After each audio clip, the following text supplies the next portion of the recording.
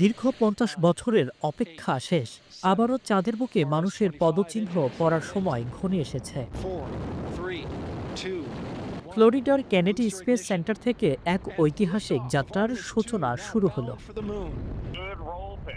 বুধবার ফ্লোরিডার আকাশ চিরে মহাকাশে পাড়ি দিল নাসার শক্তিশালী রকেট আর্টেমিস ২।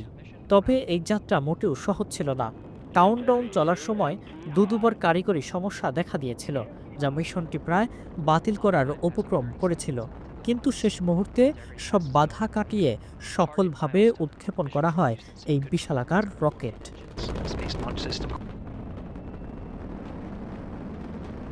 এই মিশনে রয়েছেন ৪ জন সাহসী নভোচারী: নাসার Reid Wiseman, Victor Glover, Christiana cook এবং কানাডিয়ান স্পেস এজেন্সির জেরেমি হ্যানসেন। আগামী ১০ দিন তারা মহাকাশে কাটাবেন। তবে তারা সরাসরি চাঁদে নামবেন না, বরং চাঁদকে প্রদক্ষিণ করে আবার পৃথিবীতে ফিরে আসবেন। মানুষের ইতিহাসে গভীর মহাকাশে এটাই হতে যাচ্ছে দীর্ঘতম ভ্রমণ।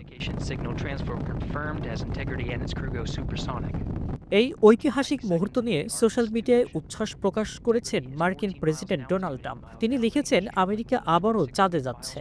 তিনি আরও জানান, এই শক্তিশালী রকেটটি আমাদের নভোচারীর গভীর মহাকাশের এমন এক জায়গায় নিয়ে যাচ্ছে যেখানে আগে কোনো মানুষ পৌঁছাতে পারেনি।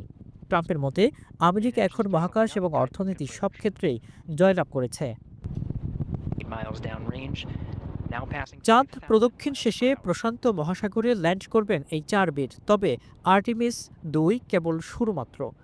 নাসার আসল পরিকল্পনা হলো চাঁদে স্থায়ী ঘাঁটি করা এবং সেখান থেকে ভবিষ্যতে মঙ্গল গ্রহে মানুষ পাঠানোর প্রস্তুতি নেওয়া। এই সফল উৎক্ষেপণ সে স্বপ্নের দিকেই প্রথম বড় পদক্ষেপ।